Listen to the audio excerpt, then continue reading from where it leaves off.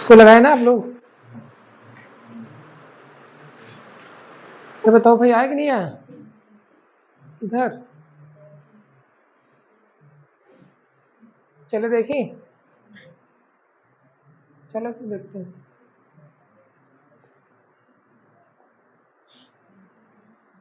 दिया है 2000 घात में 10। इसको जरा तोड़ो भाई। अच्छा, इसको लिख दे 2 गुणे 10 की घात में 3 लिख दे। अरे 3 जीरो लगा हुआ तो 2 गुणे 10 घात 3 यानी 1000 हो जाएगा। फिर यहाँ पे क्या हो जाएगा, घात में क्या 10 रखा है पहले से। फिर यहाँ पे दशमलव अगर हटाएंगे तो इसको लिखेंगे 1024 बटे में 1000 लिखेंगे, नहीं लिखेंगे? अगर ऐसा कहो ऐसा लिख दे, चलेगा ना ये? भाई 3 अंक को दशमलव है, 3 जीरो लगा देते हैं नीचे। फिर क्या किए, गुणे में क्या कर देंगे हम, 10 की पावर में के है। अच्छा ये बताओ, जो 1000 लिखे हैं, अगर 1000 को हम चाहें तो इसको लिख दें 10 घात 3 लिख सकते हैं कि नहीं लिख सकते? इसको लिख सकते हैं 10 घात 3 ना। चलो लिख देते हैं। अब क्या करते हैं, ये भाग है, इसको ऊपर जरा ले जाओ, इसको ऊपर ले जाओ, इसको एक काम करो, इसमें गुणा करो, इसको ऊपर ले जाओ। ये 2 की घात क्या हो जाएगा 10 गुणे में ये क्या हो जाएगा 10 की घात में 10 यही 30 हो जाएगा, बराबर 1024 को तोड़ो भाई। ये टूटेगा 2 की पावर में टूटता है ना, 2 दूनी 4 दूनी 8 दूनी 16 दूनी 32 64 28 2 56 512 1024 कितना आया, 2 घात में 10, 2 घात 10 ना, ये हो जाएगा 2 की पावर 10 में। अब ये जो बटे में है, इसको यदि हम ऊपर लेके जाएंगे तो ये घात सिर्फ ऋणात्मक हो जाएगी और कुछ होगा नहीं। घात क्या होगी, ऋणात्मक हो गई। फिर गुणा भी लगा हुआ है तो गुणा लगाएंगे तो 10 की पावर क्या हो जाएगा, ये हो जाएगा। अभी ठीक है ना? अब यहाँ देखो जरा, 2 की घात 10 और 2 की घात 10 क्या हो जाएगा, ये ऐसा गुणे में ही तो है।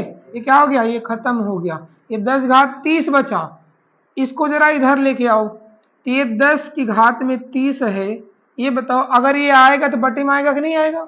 इधर गुणे में तो क्या हो जाएगा, बटे में क्या हो जाएगा, 10 घात में -3 हो जाएगा। इधर क्या बचा, 10 की पावर में के हुआ। अब यहाँ पे घात देखो, आधार बराबर है, आधार बराबर होने पर घात में, सॉरी, आधार बराबर होने पर घात में घातें क्या होती है, आपस में घट जाती है, गुणे में जुड़ जाती है, घात में भाग में घट जाती है। तो भाग में घटा दो, ये भाग है ना, घटा दो। तो 30 में से -3 घटेगा तो ये क्या हो जाएगा, 33 हो जाएगा, 27 नहीं होगा। समझ में आ रहा नहीं आ रहा? क्योंकि 30 में आपको -3 घटाना है बच्चा, तो माइनस माइनस क्या हो जाता है, प्लस हो जाता है। तो वैसे ये 3 जाके जुड़ के 33 हो गया।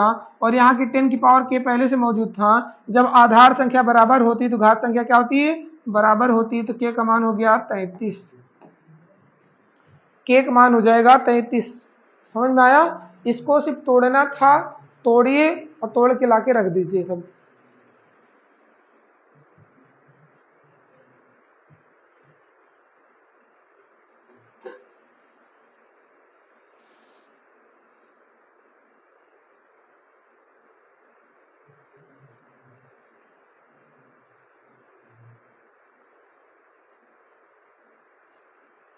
आगे बढ़े।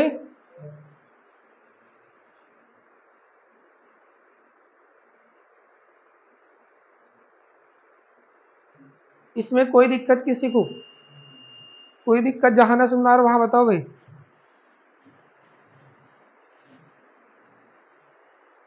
अरे देखिए,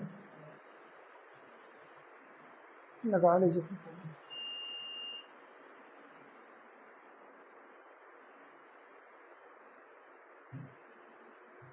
चलिए अगले प्रश्न की ओर बढ़ते हैं। देखो अगला प्रश्न,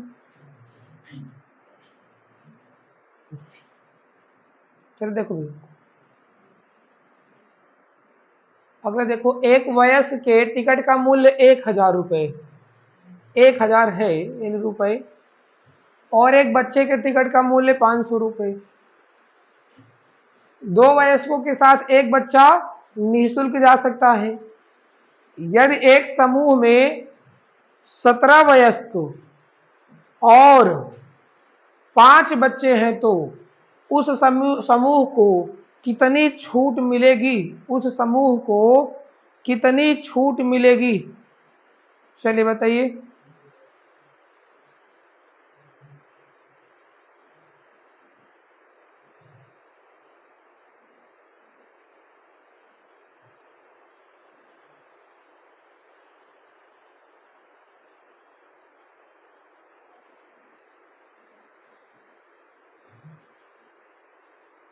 आ गया भाई।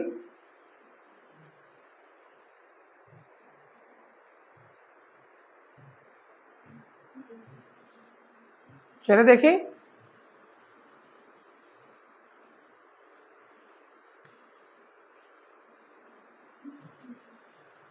अब चलो सवाल देखो। अब चलिए सवाल देखिए। मान लीजिए आपके घर में कितने आदमी हैं? 17 आदमी, 17 वयस्क हैं और 5 बच्चे हैं। आपको कहीं जाना है। आदमी का किराया कितना है? 1000 रुपया, और बच्चों का किराया ये है 500 रुपया। लेकिन जाने ये पता चला कि बच्चों यानी 2 आदमी यदि जाएंगे, उनके साथ एक बच्चे को हम फ्री में भेज देंगे। ये बताइए, जो बच्चे जाएंगे वो 5 बच्चे हैं, तो क्या 5 बच्चों का टिकट लगेगा कि नहीं लगेगा? जो 5 बच्चे इनका टिकट लगेगा कि नहीं लगेगा? अब जरा ये बताओ, 2 आदमी के साथ एक बच्चे यदि फ्री में जा रहे हैं, तो 17 आदमी के साथ कितने बच्चे फ्री में जा सकते हैं? 17 आदमी के साथ कितने बच्चे फ्री में जा सकते हैं? अरे भाई 17 का आधा तो कर नहीं सकते कि 8.5 बच्चे जाएंगे। 16 करो, 16 का आधा क्या हो जाएगा? 8। 8 बच्चे तो पक्का फ्री में जाएंगे ना। तो कितने बच्चे जाएंगे?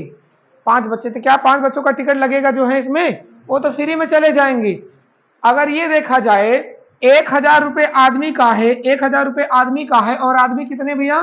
कितने आदमी है? तो 17 आदमी। तो उनका जो किराया होता 1700 रुपया होता। और बच्चों के यदि किराया देखते हैं, बच्चों का किराया है 500 रुपया, और बच्चे कितने? 5 बच्चे। तो टोटल कितना किराया होना चाहिए? 2500। इस हिसाब से यदि हम देखते हैं, इस हिसाब से ये 17,000 है। यदि इस हिसाब से हम देखते हैं तो 17 दो 19,500 रुपया कुल किराया होना चाहिए था। क्यों?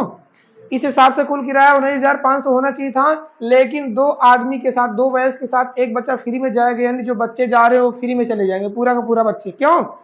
तो आपको वही तो छूट मिलेगी, जो बच्चे वाला किराया होगा वही आपको छूट मिल जाएगा। तो आपको डिस्काउंट कितना मिल रहा है? डिस्काउंट आपको क्या मिल रहा है? वही बच्चे का किराया, यानी 500 गुणे में डिस्काउंट भी तो यही तो है, 500 गुणे में 5, यही तो आपका डिस्काउंट भी रहेगा। बताओ भाई, क्योंकि बच्चे फ्री में चले जाएंगे। तो आपको ये बताइए, टोटल किराया कितना था? 19,500। 19,500 में कितना छूट मिलेगी? 2,500 की। तो आपको यही छूट बदलना, प्रतिशत में प्रतिशत छूट बराबर होता है छूट बटे टोटल। कुल कितना है? 19,500 में छूट मिली ना, गुणे में क्या करेंगे? 100। बस हल करो इसको भैया। आपका टोटल जो किराया था यही तो था कुल किराया। ये आपका कुल किराया, टोटल किराया है। होना चाहिए था 19,500, लेकिन आप कितना देंगे उसे? आप कहेंगे भैया 2 आदमी के साथ एक बच्चे, हम 5 बच्चा ले बैठे, तो 5 के 5 का फ्री नहीं हो जाएगा? 5 के 5 फ्री हो गया। जब फ्री हो गया तो आपका टोटल में 2,500 रुपये बच जाएगा। यही आपका डिस्काउंट है। प्रतिशत बदल लेते हैं, प्रतिशत छूट बराबर हो जाएगा छूट बटे टोटल मान गुणे में 100, यानी अंकित मूल्य कह सकते हैं। ठीक है ना? तो इसको सॉल्व कर ले, कितना आएगा? 0 0 खत्म हो गया। इधर 5 से कट, 5 12 5 3 15, 5 7 35, 5 3 सॉरी 5 9 45, 5 9 45 हो जाएगा। तो आप 5 का 100 में गुणा करो 500, 500 में 39 से भाग करो। 500 के यदि हम मान ले 39 ना मान के 40 मान ले, 500 को 40 मान लो, तो लगभग 12 बार जाएगा। 39 को 40 मान लो, यही ना? तो 500 में 40 से भाग करो, 40 दहम्मा 400, 40 दूना 80, लगभग 12 बार आएगा ना।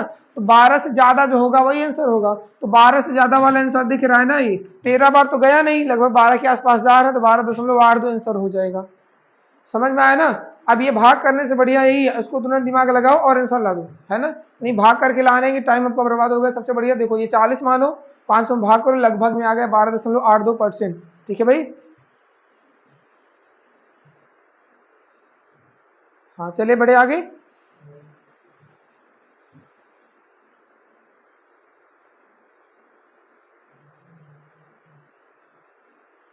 चलो अगले प्रश्न क्यों भैया, चलो देखिए अगला प्रश्न।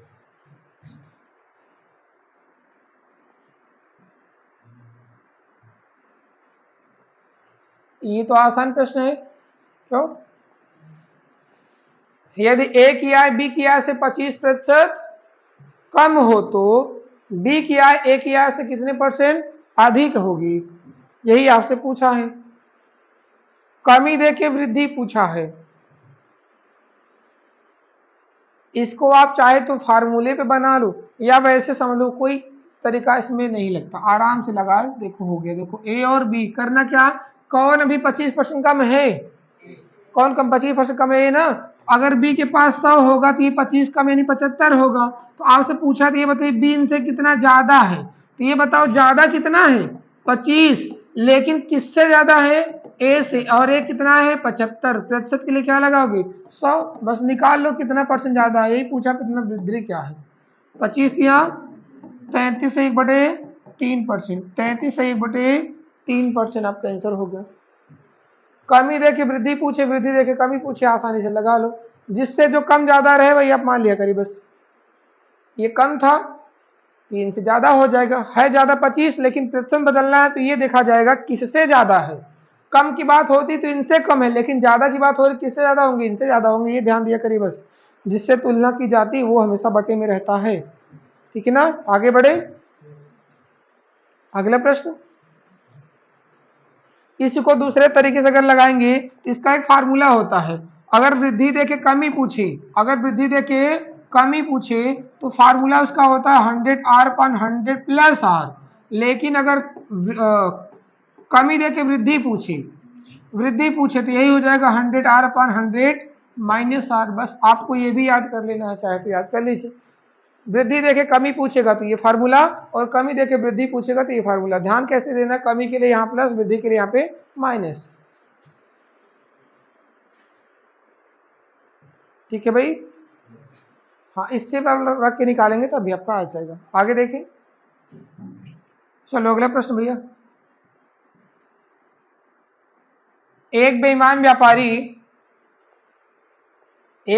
व्यापारी अपना माल लागत मूल्य पर बेचता है लेकिन कम तौल कर 25% लाभ कमाता है। 1 किलोग्राम वजन 1 किलोग्राम वजन तौलने के लिए कितने वजन की बाट का वह काम में लाता है, ठीक है ना।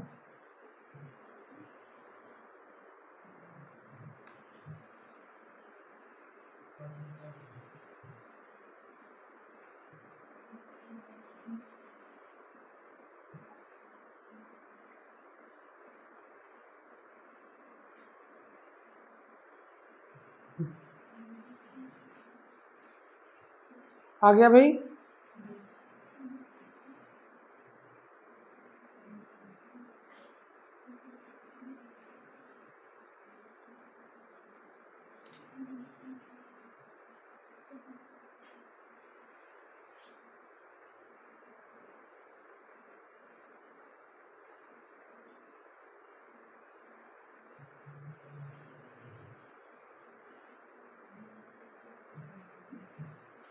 चलो, 1 किलोग्राम में कितना ग्राम होता है 1000 ग्राम। 1 किलोग्राम में 1000 ग्राम। वो कह रहा है, वो क्या रहा है, कह रहा है कि भाई हम जितने में खरीदे उतने में बेच रहे हैं, लेकिन कम तौल रहा है, और ऐसा करने के बाद उसे कितने का लाभ हो रहा है, तो 25% का लाभ हो रहा है। तो इसके लिए काम क्या करिए, मैंने बताया है जब कभी ऐसा प्रश्न दे तो प्रतिशत लाभ बराबर होता है। इसमें आप ये ध्यान दिया करिए, वो कितना कम तौलता है मुझे ये नहीं पता है, तो हम मान लेते हैं, अगर आपको मानना तो यहाँ पे आता है त्रुटि मान आता है, त्रुटि मान। बटे में क्या आता है विक्रय, कितना वो बेच रहा है, गुणे में क्या होता है 100। बस यही समझ लीजिए तब भी आपका आ जाएगा। अगर ऐसे कभी दे दे वो गलत तोड़ रहा है, गलत तोड़ के बाद ये गलत बार का प्रयोग कर रहा है, तो यहाँ पे त्रुटि मान यानी गलत मान, त्रुटि यानी गलत जो दे रहा है, बटे में क्या हो जाएगा विक्रय, गुणे में क्या हो जाएगा 100। अब आपको यही समझना है लाभ कितना कमा रहा है 25 का, गलत कितना दे रहा है मुझे पता नहीं, बेच कितना रहा है। देखिए अगर ये 100 ग्राम कम बेच रहा होता, अगर ये 100 ग्राम कम बेच रहा होता तो बेच कितना रहा होता, विक्रय कितना कर रहा होता 900 बेच रहा होता है ही ना। तो यहाँ पे हम मान लेंगे 1000 माइनस एक्स हो जाएगा, गुणे में क्या हो गया 100।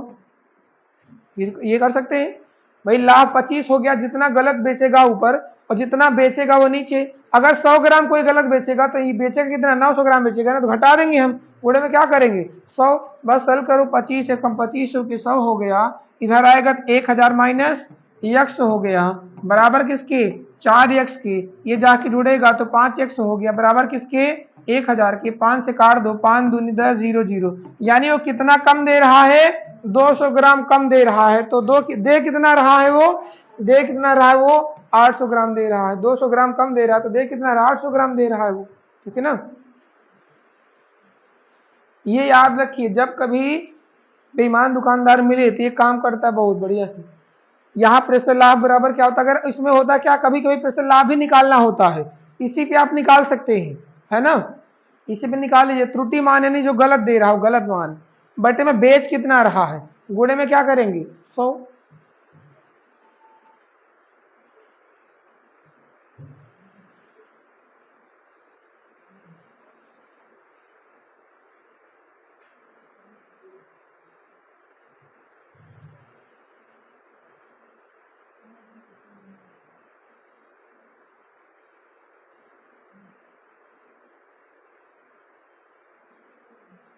आगे देखिए,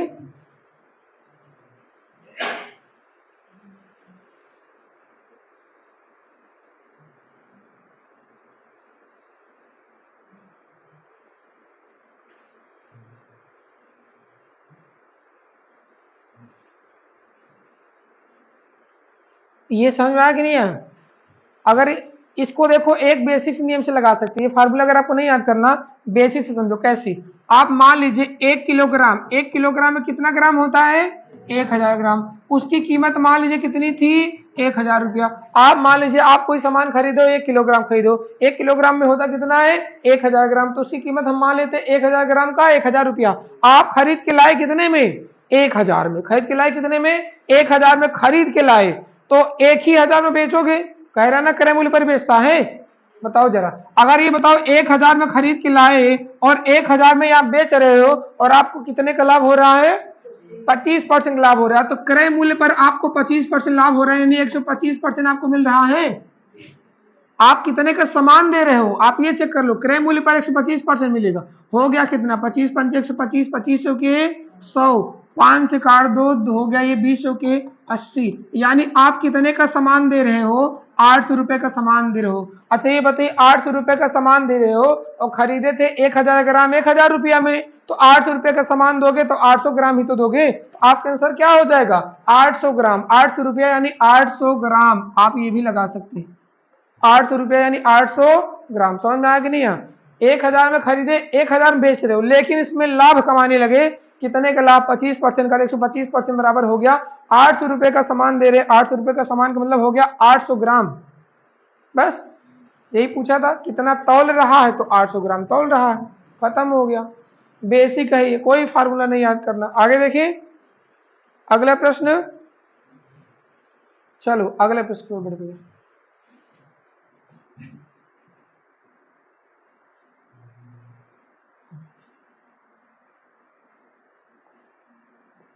अगला प्रश्न दिया है, एक बर्तन में 60 लीटर दूध है, उसमें से 12 लीटर दूध निकालकर पानी भर दिया जाता है, ठीक है ना, फिर उसे उस मिश्रण में से 12 लीटर दूध निकालकर पानी भर दिया जाता है, परिणामी मिश्रण में दूध और पानी का अनुपात बताइए। परिणामी मिश्रण में दूध और पानी का अनुपात बताइए।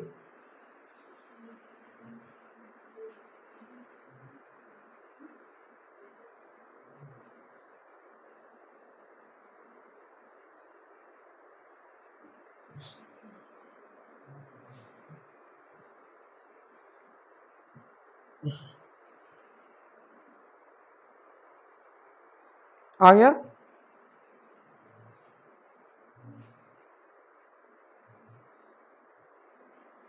चलो देखिए इसमें, अरे बताइए भैया, अगर आप लोग लगा लिए तो बताइए, आंसर नहीं देखिए इधर, चले देखिए अब हो गया इधर, तो आप लोग देखिए जिसका आ गया वो ठीक है। अब देखो जब कभी ऐसी प्रक्रिया हो, पहले समझो, जब कभी ऐसी घटना हो, पहले कोई चीज शुद्ध रखी गई थी, उसमें से निकाल कर कुछ मिलाया गया, फिर निकाला गया, फिर मिलाया गया, ऐसे ही हो रहा ना। जैसे आप करते क्या, जैसे पता चला होता क्या है, कोई शरबत आप बना रखे, शरबत थोड़ा मीठा हो गया, तो क्या किया उसमें से निकाल के उसके अंदर पानी डाल दिए, फिर और मीठा लगा, फिर उसमें से और निकाले, फिर पानी डाल दिए, तो ये बताओ जब पहली बार निकालोगे तो उसमें एकदम शुद्ध वाले अलग हो जाएगा, लेकिन जब दूसरी बार निकालोगे, तीसरी बार निकालोगे, जो आपने पानी मिला के रखा वो भी साथ साथ निकलता आएगा ना, यही तो होगा। तो हर बार जितना निकालोगे उतना भाग बाहर आता चला जाएगा। अब कैसे इसको निकालेंगे, इसमें कई टाइप से आती है, इसमें सिर्फ 2 बार हुआ है, 3 बार तक आता है, ध्यान दीजिएगा। तो इसमें एक लाइन सवाल लगती है कैसे, 60 लीटर था, 60 लीटर था, 60 लीटर में था अभी तक, 60 लीटर में आपने कितना निकाला 12। तो 60 में 12 घटा दो, कितना भाग बचा? 60 में 12 घटा दो, कितना आया? 48। इसका मतलब अब 60 भाग में 48 भाग बचा, ठीक है ना? वही निकाला, फिर अपने वही इतना पानी डाल दिया, फिर दूसरी बार भी वही किया गया, फिर ऐसे किया गया, फिर 12 निकाल के फिर पानी, अब जो बचा था उसका निकलेगा, उसमें फिर अब 60 में 12 निकल गया, बचा कितना? 48। वो जितना रहेगा उस रेशियो में, एक ही रेशियो में घटता चला जाता है, बस एक बार रहेगा तो एक बार, दो बार रहेगा दो बार, तीन बार रहेगा तो तीन बार, बस इतना करना है। नीचे टोटल मात्रा और ऊपर बची हुई मात्रा, ठीक है ना? चले देखिए सॉल्व करो इसे। 60 से 60 खत्म, 12 चौके 48, 12 पंचे 60। चलो इधर गुणा करें, एक काम करो, इसको ना काटो, आप इसको यही रहने दो, 6 से काट दो बस। 6 दम्मा 60, 6 ठे 48, 8 अठाई 64, 8 अठाई 64। अच्छा रेशियो पूछा है क्या? तो काटना पड़ेगा, कोई बात नहीं, काट वाट दो, खत्म करो भाई। अब ये जो आएगा दूध की मात्रा आ जाएगी, दूध की मात्रा निकाल ले। अच्छा कितना आ रहा? 8 8 16, सॉरी 8 है 64, गुणा करना, 8 है 64, 6 बचा, 8 चौके 32, 32 से 38, अभी 10 से भाग करोगे तो 38.4 आ गया। ये जो आएगा ये किसकी मात्रा हो गई? दूध की मात्रा, ये हो जाएगी भैया दूध की मात्रा। अगर ये दूध की मात्रा है तो पानी की मात्रा क्या हो जाएगी? हम जितना निकाले उतना ही डालते चले गए हैं, तो जो बचेगा वही पानी हो जाएगा। तो 60 में 38.4 घटा लीजिए, 60 में 38.4 घटाओ, कितना आएगा? 21.6 लीटर पानी उसमें हो गया है। अब इसको रेशियो में बदलना है, रेशियो में बदलने के लिए एक दशमलव हटा दीजिए, क्या दिक्कत, दशमलव खत्म। अभी कटेगा ये, काट देते, किससे काट दे? 4 से काटो, 4 9 36, 4 छंग 24, 4 पंचे 20, 4 चौके 16। अभी और कटेगा, किससे कटेगा? 6 से कटेगा, 6 कम 6, 6 छंग 36, 6 9 54, 16 अनुपाते 9, 16 अनुपाते 9 के अनुपात में, ठीक है ना? उसमें जो बचेगा दूध और पानी का रेशियो 16:9 के अनुपात में हो जाएगा। फिर देखिए इसमें कोई दिक्कत है क्या? कोई दिक्कत नहीं बच्चा, इसमें समझना यही है, जितना निकाला गया, जितना निकाल के जितना डाला जा रहा, हो सकता है जरूरी नहीं कि इसमें बराबर मात्रा निकले, कभी कभी कम ज्यादा भी निकल सकती। पता चला पहली बार 12 निकाले, दूसरी बार 10 निकाल लेते तो कोई बात नहीं, 10 निकाल लेते तो 50 बचता, यहाँ क्या लिख देते हम? 50/60 बस। इसमें का कई आता है, कई तरीके से, सेम मात्रा में आएगा और अलग अलग मात्रा में आएगा, अलग रहेगा तब भी ऐसे लगाएंगे, सेम रहेगा तब भी ऐसे लगेगा। बस आपको ये ध्यान देना है बचा कितना अंश में, टोटल मात्रा हर में, ठीक है ना?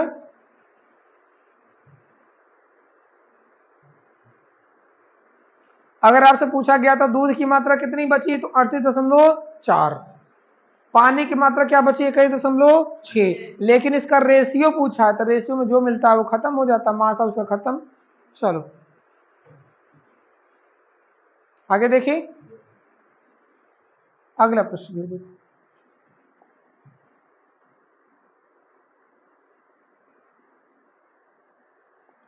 अगला प्रश्न देखो, मनु एक पेन 4% छूट पर और एक किताब 12% छूट पर खरीदती है, इस प्रकार वह कुल 10% छूट प्राप्त करती है। यदि दोनों का अंकित मूल्य 180 रुपए हो तो किताब का मूल्य क्या होगा? तो किताब का मूल्य क्या होगा? आ गया?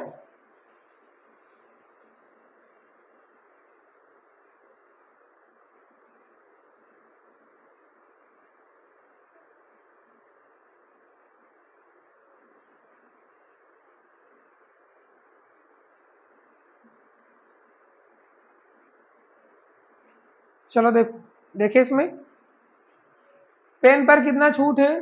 4%। किताब पर कितना छूट है? 12%। और दोनों पे कितना छूट है? 10%। तो जब कभी दो चीजें अलग अलग दी हैं और मिला के दिया तो उस पर एलिगेशन लग जाता है। पेन पर और बुक पर, पेन पर 4% डिस्काउंट है, बुक पर 12% डिस्काउंट है और कुल पर 10% डिस्काउंट, इसमें लगा देंगे हम एलिगेशन। ये अंतर कितने का? 2 का। यहाँ अंतर कितने का? 6 का। तो उसका जो रेशियो आएगा 2 1 कम 2 3 6, यानी 1:3 के अनुपात में टोटल मान कितना है? 4। किसका रेट पूछा है? किताब का। ये बताओ बुक का पूछा है, ये बताओ टोटल 4 में बुक का हिस्सा कितना है? 4 में 3 है तो 180 रुपए में कितना हिस्सा होगा?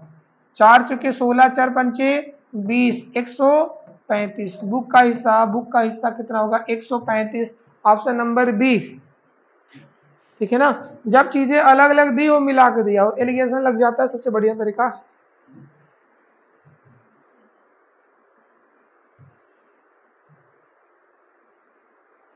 अगला चले, इसको बांटना था, बांट लीजिए।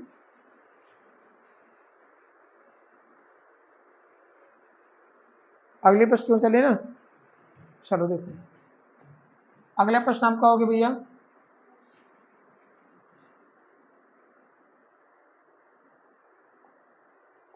कोई धनराशि चक्रवृद्धि ब्याज पर 3 वर्ष में, कोई धनराशि चक्रवृद्धि ब्याज पर 3 वर्ष में आरंभिक धनराशि की 7 गुनी हो जाती है। आरंभिक धनराशि की 7 गुनी हो जाती है। यह धनराशि कितने वर्ष से, यह धनराशि कितने वर्ष से स्वयं की 2401 गुनी हो जाएगी, स्वयं की 2401 गुनी हो जाएगी।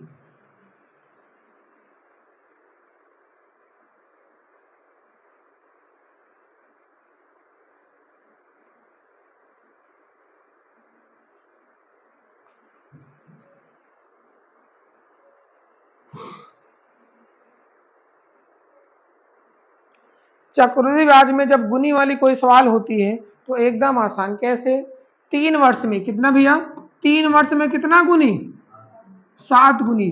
बस आपको यही समझना है, ये गुनी वाला सिस्टम समझना है, कितना गुनी हो रहा। एक चीज और समझिए, कभी कभी होता क्या है, ये अभाज्य संख्या में चलता है तो सवाल कभी गलत नहीं होती, लेकिन अगर ये भाज्य संख्या में जाने लगता तो सवाल में ध्यान दीजिएगा, नहीं पता चला कह देता है कभी कभी 9 गुनी हो रही है, कभी कह देता 4 साल में 2 साल में 9 गुनी हो गई। तो 9 कैसी संख्या है, भाज्य संख्या, ज्यादातर अभाज्य में देता है, इसमें तो दोनों में अंतर होता है, जब कभी क्लास पढ़ेंगे उसमें बताएंगे क्या अंतर होता है। तो यहाँ पे देखिए, जो अगर 3 गुनी, 5 गुनी, 2 गुनी, 7 गुनी ये सब दे रहा तो सवाल में कोई गलती नहीं होने वाली, ठीक है ना।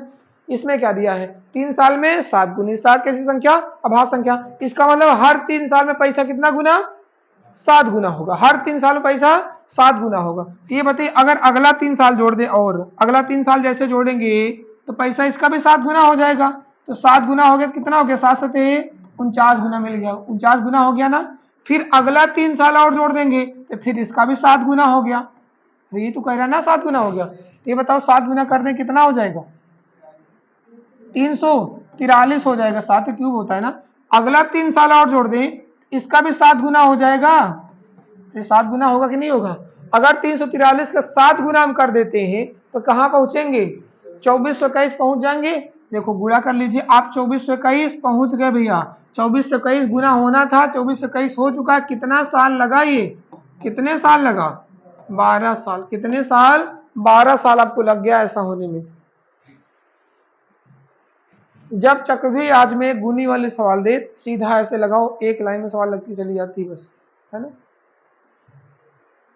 लेकिन अगर साधारण ब्याज में होता है बच्चा, तो साधारण ब्याज में ये एक घट जाता, पहले तो पहले मूलधन क्या होता है, घट जाया करता है, तो पहले एक घटा के तब हम गुना गुना करेंगे बस, ठीक है ना। दोनों में यही अंतर है। सवाल समझो और लगाओ। चले आगे देखें अगला प्रश्न,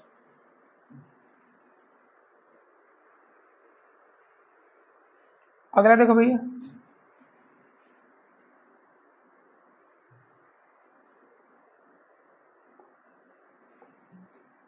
रुपए 1000 की धनराशि पर 5% वार्षिक ब्याज की दर से, रुपए 1000 की धनराशि पर 5% वार्षिक ब्याज की दर से 2 वर्ष के चक्रवृद्धि तथा साधारण ब्याज का अंतर, 2 वर्ष के चक्रवृद्धि तथा साधारण ब्याजों का अंतर होगा, 2 साल के चक्रवृद्धि तथा साधारण ब्याजों का अंतर होगा।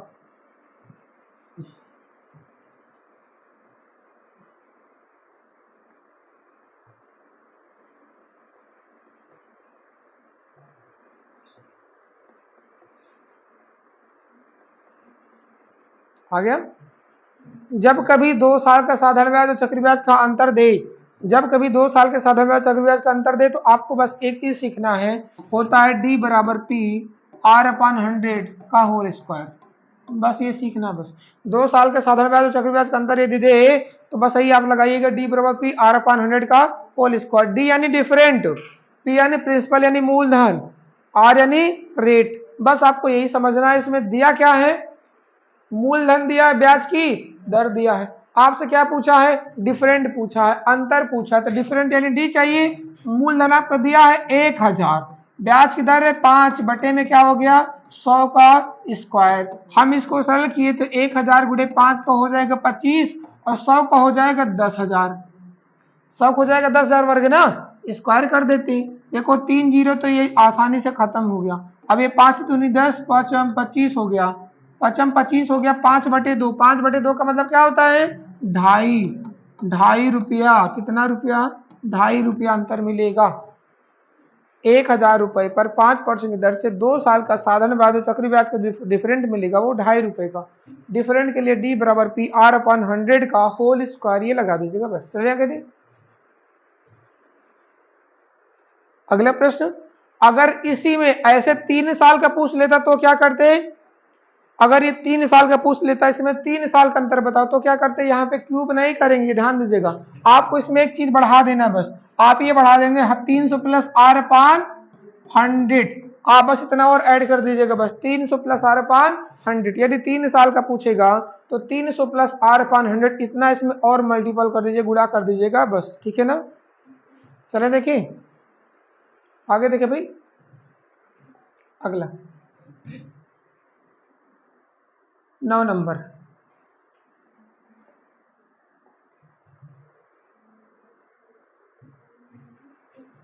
ये साधारण ब्याज के सवाल। एक राशि पर 20 वर्षों का साधारण ब्याज मूलधन का 5/6 है। साधारण ब्याज मूलधन का 5/4 है। क्या हुआ, क्या हुआ भाई,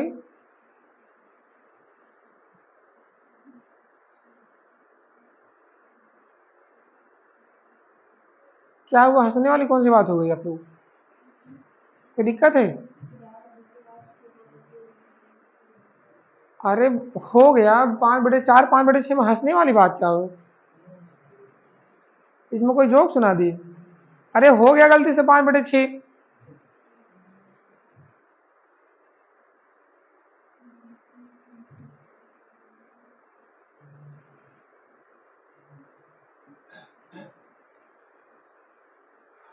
चमड़े की जबान है फिसल जाती क्यों। साधारण ब्याज मूलधन का 5/4 है। वार्षिक ब्याज दर बताइए। साधारण ब्याज का है ना, तो साधारण ब्याज के फार्मूले लगा देते हैं, एस आई बराबर पीटीआर अपान 100। मूलधन पता नहीं है ना, लेकिन जो भी कह रहा है 20 सालों का साधारण ब्याज मूलधन का 5/4 है। अगर मूलधन पी तो ब्याज इसका 5/4 होगा, बस यही तो कह रहा। टाइम 20, इंटरेस्ट ऑफ रेट निकालना है, निकाल लीजिए, बटे में क्या हो जाएगा 100। चल करें 20 से काटो, 20 पंचे 100, 5 के 5 में ये पी से पी खत्म, 25/4, तो रेट हो गया 25/4। ऑप्शन में दिया है दशमलव में तो 6.25, 6.25%। साधारण ब्याज था या साई बार पीटीआर पर 100। मूलधन जो भी रहेगा उसका 5/4 ब्याज होगा, तो मूलधन अगर पी रहेगा तो ब्याज 5/4 पी बराबर, सॉरी गुणे में हो गया समय 20 साल, फिर रेट निकालना है बटे में 100। हो गया जी। आगे देखिए अगला प्रश्न। अगला देखो भैया,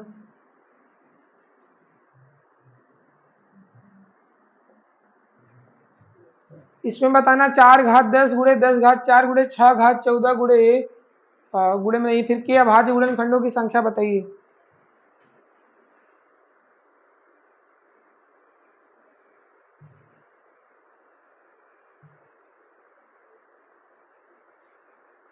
छह घात दस 4 घात 10 गुणे 10 घात 4 गुणे 6 घात 14 के अभाज्य गुणनखंडों की संख्या बताइए। अभाज्य गुणनखंडों की संख्या, इसमें भी कई चीजें पूछता है। पहला पूछ लेता अभाज्य गुणनखंडों की संख्या, दूसरा पूछ लेता कुल गुणनखंडों की संख्या, फिर पूछ लेगा सम गुणनखंडों की संख्या, पूछेगा विषम गुणनखंडों की संख्या, ये सारी चीजें पूछ लेता है इसमें, ठीक है ना।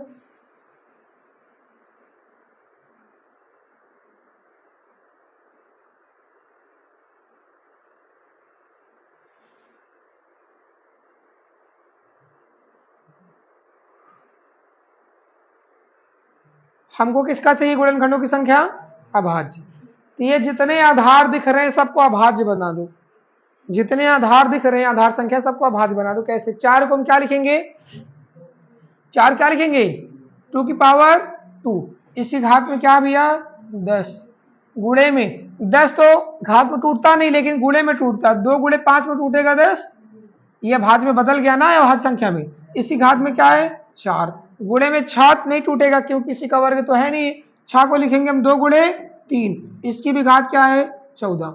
अब यहाँ पे घातों घात होने पर आपस में गुणा हो गया तो 10 दूनी 20, 2 की घात ये हो जाएगा 4 और गुणे में 5 की घात क्या हो जाएगा? 4, क्योंकि दोनों की घात 4 है तो 4 लगा देते हैं। अब यहाँ भी ऐसा लिखेंगे, 2 घात हो जाएगा ये 14 और 3 घात हो जाएगा ये 14।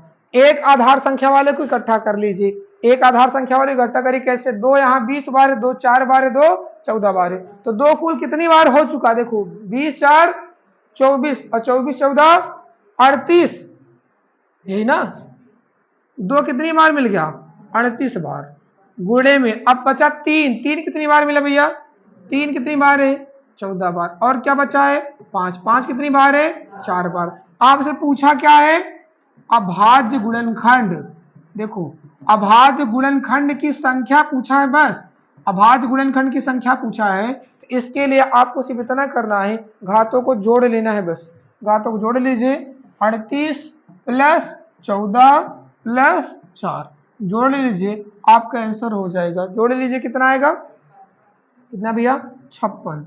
अभाज्य गुणनखंडों की संख्या 56 हो जाएगी। ऑप्शन नंबर 20 प्रश्न का आंसर होगा।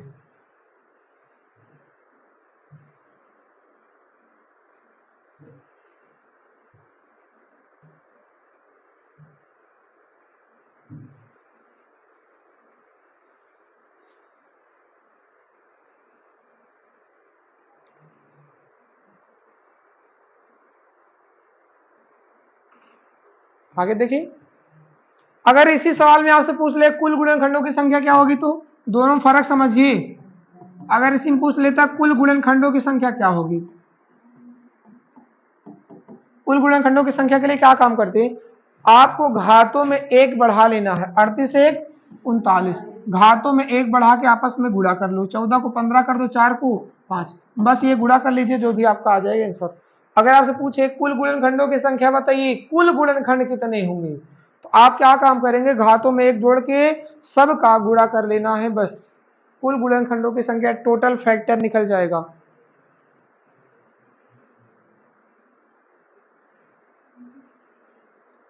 कर लेंगे ना गुणा? कितना आया? 2925। चलिए बढ़िया, आगे देखिए ना, ये हो गया। हाँ, सम हो गया ना कुल गुणनखंडों की संख्या। आगे चले, अगला प्रश्न। चलो,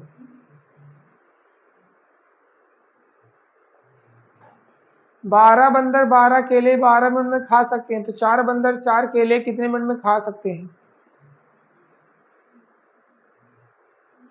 चलो, 12 बंदर 12 केले 12 मिनट में खा सकते हैं, तो 4 बंदर 4 केले कितने समय में खाएंगे या कितने मिनट में खाएंगे?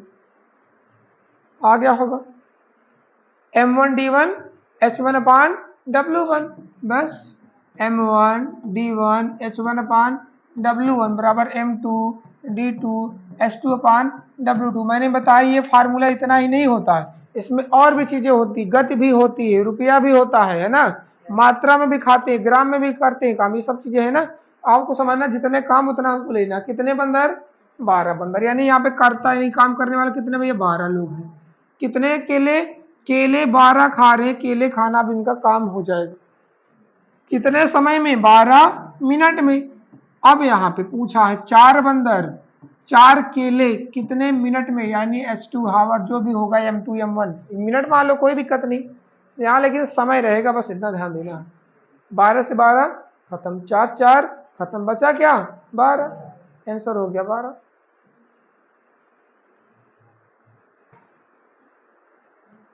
ठीक है ना? 12 बंदर 12 केले 12 मिनट में, तो 4 बंदर 4 केले कितने मिनट में खा लेंगे? खत्म, M1D1 अपान W1 से। आगे बढ़े, अगला प्रश्न।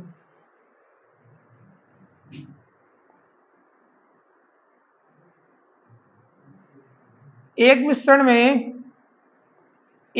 में दूध और पानी का अनुपात 5:1 है। जब इसमें 15 लीटर पानी मिलाया जाता है तो दूध और पानी का अनुपात 5:2 हो जाता है। तो मिश्रण में दूध की मात्रा कितनी है?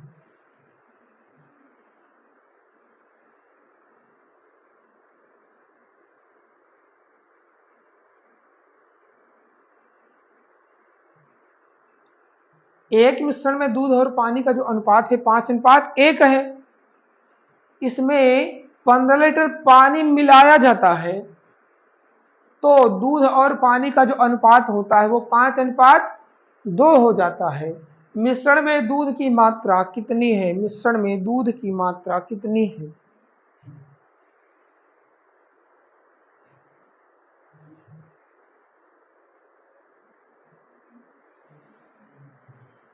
चलिए देखिए, इसको लगाने का एकदम छोटा सा तरीका है, बस आपको समझ में आना चाहिए। देखिए, अच्छा बताओ, पहले कितना था रेशियो? पहले दूध और पानी का अनुपात कितना था? 5:1। फिर क्या हुआ? उसमें क्या मिलाया गया? पानी। ये बताओ, पहले दूध की मात्रा क्या थी? 5। पानी की मात्रा क्या थी? 1। 15 लीटर पानी मिला दिया गया। जब 15 लीटर पानी मिला दिया गया तो अब देखो, अब मिलाने के बाद दूध और पानी का अनुपात क्या आ गया? 5:2। अच्छा बताओ, पहले दूध की मात्रा क्या थी? 5, और मिलाने के बाद दूध की मात्रा क्या है? अभी भी 5 ही है। कोई दिक्कत नहीं। जब रेशियो सेम रह जाए ना तो सवाल एकदम आसान। कैसे? ये 5 और 5 रह गया तो 1 से ये क्या बढ़ गया? 2 हो गया। कितना रेशियो बढ़ा है? 1 अनुपात बढ़ा। 1 अनुपात बढ़ा किस लिए? उसी 15 लीटर की वजह से। 1 अनुपात का मान किसके बराबर? 15 के। 1 अनुपात बराबर किसके? 15 के। पूछा है मिश्रण में दूध कितना था? दूध कितना अनुपात था? 5 अनुपात। तो 5 का गुणा करो, 15×5 = 75 हो गया आपका आंसर। 15×5 = 75, ठीक है ना। रेशियो पहले दिया था 5:1। फिर इसमें हुआ क्या? 15 लीटर पानी मिला दिया गया। 15 लीटर पानी मिलाने से रेशियो में देखो दूध की मात्रा सेम रह गई, रेशियो में पानी की मात्रा बढ़ गया। जो रेशियो बढ़ा वही बढ़ा 15 की वजह से, ठीक है ना। लगाइए। अगर इसको लगाना चाहें तो आप पहले वाले को मानिए 5x, इसको मानिए 1x। ये हो गया दूध और ये पानी। बढ़ाना जो है उसको ऐड कर दो, बढ़ाना जो है उसमें ऐड कर दीजिए। अब रेशियो ला लीजिए, 5:2 हो जाएगा। बस यही तो करना था। 5 से 5 खत्म हो गया। 2 का यहाँ गुणा हुआ 2x बराबर, इधर 1 गुणा हुआ x प्लस इधर आ गया x बराबर 15। x का मान 15, तो 15×5 = 75। पहले दूध था 75 और पानी की मात्रा खुद ही आ गई है 15। कोई दिक्कत? आप ऐसे भी लगा सकते हैं। अगर दोनों मात्रा बढ़ाई गई होती तो आप यहाँ पे दोनों बढ़ा के ऐसे लगा सकते हैं, इस तरीके से, ठीक है ना। पता चला ये 15 बढ़ाएगा, ये 10 बढ़ाएगा, तो यहाँ 15 प्लस कर दो, यहाँ 10 प्लस कर दो, कोई दिक्कत नहीं है। ऐसे लगा के खत्म। जो रेशियो आया यहाँ बराबर की, ठीक है ना। आगे देखिए, अगला प्रश्न।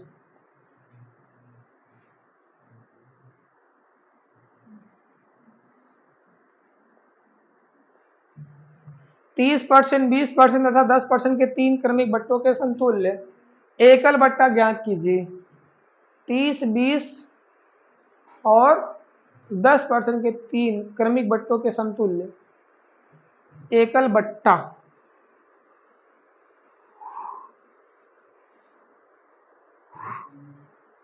आ गया?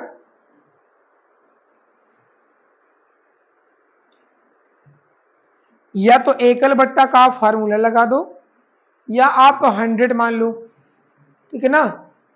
आप यदि 100 मान लेते हैं, मान लीजिए सामान 100 रुपए का है, तो 100 रुपए का यदि सामान आपने मान लिया तो पहले 30% डिस्काउंट तो 70 में बिका, 20% डिस्काउंट तो 80 में बिका, 10% डिस्काउंट तो 90 में बिका। अब इसको जब हम सरल करने चले, देखो यहाँ पे 2 जीरो खत्म हो गया, ये 2 जीरो यहाँ से खत्म हो गया, 1 जीरो यहाँ से खत्म हो गया। अब इसका हमको करना है गुणा करना है। गुणा करना है तो गुणा करो भैया। 9, 8, 72, 9, 8, 72, 72 का 7 में गुणा करो तो 7 दूनी 14 और 7 सत्ते 49, 1 50। 1 जीरो से भाग करोगे दशमलव लग गया 50.4। ये बताइए, अगर कोई सामान 100 रुपए का था और आपको मिला 50 रुपया, 50.4 में मिला है, तो आपको डिस्काउंट कितना मिलेगा? तो 100 में 50.4 क्या करोगे? घटा दोगे। तो आपका आंसर क्या हो जाएगा? आंसर क्या आएगा? 49.6 आएगा। आंसर क्या आएगा? 49.6 आएगा। क्या आंसर कहीं दिख रहा है? कहीं नहीं दिख रहा इनमें से, कोई नहीं दिख रहा। क्या दिख रहा है इनमें से? कोई नहीं दिख रहा। 49.6 आएगा ना। आपका आंसर क्या हो जाएगा? इनमें से कोई नहीं।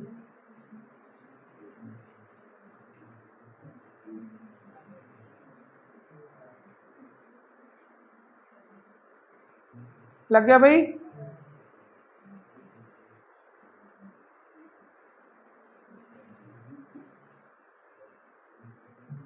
अगला प्रश्न आगे देखो भाई। अगला प्रश्न आपका 4 अंकों की ऐसी कितनी संख्याएं हैं?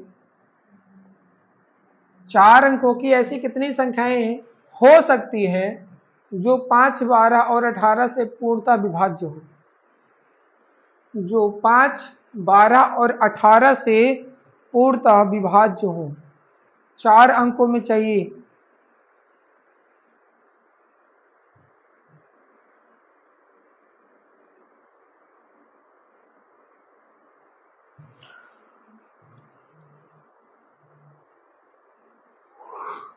आ गया?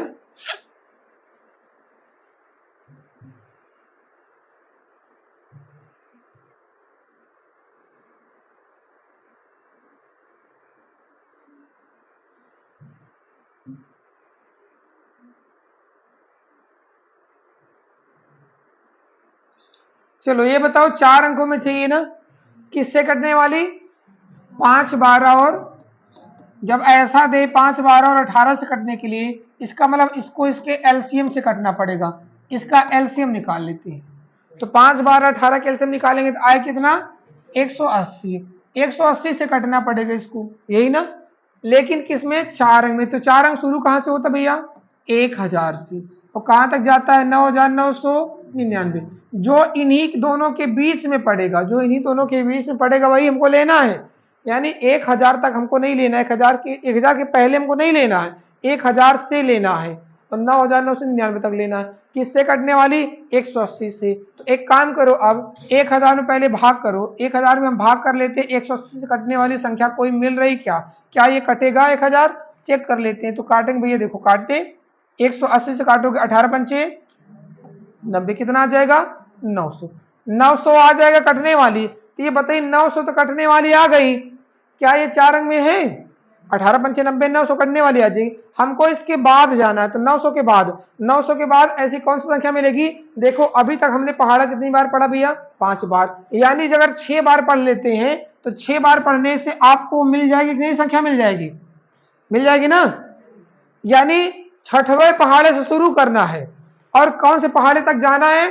9999 तक जाना है। तो इसमें देखो कितना पहाड़ गया, कितनी बार जा रहा है, देखो 180 भाग करें 18 पंचे 90, कितना आ गया भैया?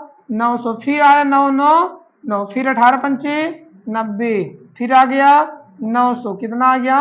99। इससे मतलब ही नहीं रह गया। अब कितनी बार? क्या 55 बार जाने पे ऐसा मिला क्या? नहीं। देखो 18 पंचे 90, 900 गया, बचा क्या? 99। हमने 9 लिया। फिर 18 पंचे क्या हो गया? 90, 900 हो गया, बचा क्या? 99। अब तो इसमें जाएगा नहीं ना, अब बढ़ाना पड़ेगा, क्या? दशमलव बढ़ाना पड़ेगा। यानी 55 तक का पहाड़ा ले जाना है। यानी 6वें पहाड़े से लेके 55 पहाड़े तक की संख्याएं जो मिलेंगी वही इन दोनों के बीच में मिलेंगी। तो करना क्या है? इसमें से 55 में से आपको घटा देना इसके पहले वाला, यानी 5 को घटा देना, बस खत्म। 55 में से 5 घटाओ, क्या आ जाएगा? 50। यानी 6वां पहाड़ा से लेके 55 पहाड़ा तक का उसी के बीच में आएगा। बस 6वां से लेके 55 तक आएगा, तो 6वां उसमें शामिल। आपको सिर्फ घटाना क्या? इन दोनों का भागफल घटा दो बस। 50, 55 में से 5 घटा दो, आंसर क्या आएगा? 50। ये मैंने इसलिए लिखा है क्योंकि 6वें पहाड़े से 55वें पहाड़े तक की संख्याएं ली जाएंगी। तो 5 जो पहाड़ा है 5 तक का वो हमको नहीं लेना है, तो 5 तक वाला घटा देंगे। तो 55 में 5 घटा दिए, क्या मिलेगा? 50। कितनी संख्याएं? 50 संख्याएं ऐसी हैं जो 4 अंक की हैं, जो कट जाएगी 5, 12 और 18 से। ठीक है ना।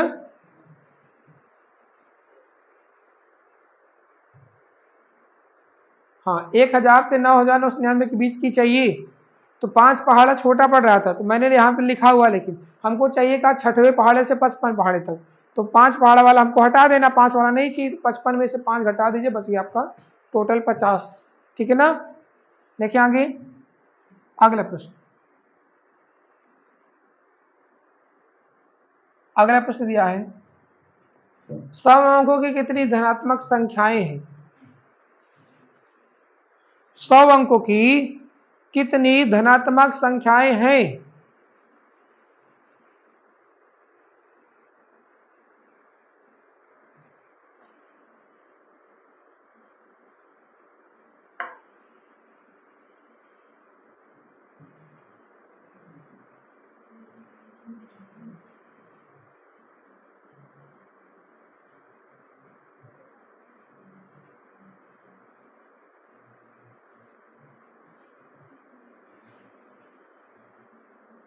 देखिए, अच्छा बताओ, एक अंक की कितनी संख्या, एक अंक की कितनी धनात्मक संख्या होती है? आपको पता होगा 1 से लेकर 9 तक 9 संख्या मिलती है। 2 अंक की कितनी संख्या मिलती है? 2 अंक की कितनी संख्या मिलती है? 90 मिलती है कि नहीं मिलती है? तो यदि हम 90 को लिखना चाहें तो हम लिख दें 9 गुणे 10 घात में 1। 3 अंक की कितनी संख्याएं मिलती हैं? 3 अंक की कितनी संख्या होती है?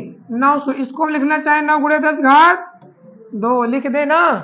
अरे बताओ भाई, 10 घात 1, 10 घात 2। ये बताओ, अगर 4 अंक लिखेंगे तो 4 अंक लिखेंगे तो क्या लिखेंगे? 9000। तो 9 गुणे 10 की घात क्या लिखेंगे? 3 लिख देंगे। हमको चाहिए कितना अंकी? 100 अंकी। अच्छा ये बताओ, जब 100 अंक की संख्या लिखने चलेंगे तो 9 का 9 लिखेंगे तो कितना जीरो लगाएंगे? कितना जीरो लगाएंगे? देखो, 1 अंकी लिखे तो उसमें एक भी जीरो नहीं था, 2 अंकी लिखे तो उसमें 1 जीरो मिला, 3 अंकी लिखे तो 2 जीरो मिला। तो 100 अंकी लिखेंगे तो कितना जीरो मिलेगा? 99 जीरो। इसका मतलब हम यहाँ पे लिखेंगे इसको 9 गुणे 10 घात में 99। 9 गुणे 10 घात में 99 आपका आंसर हो गया। ऑप्शन नंबर ए इस प्रश्न का आंसर हो गया।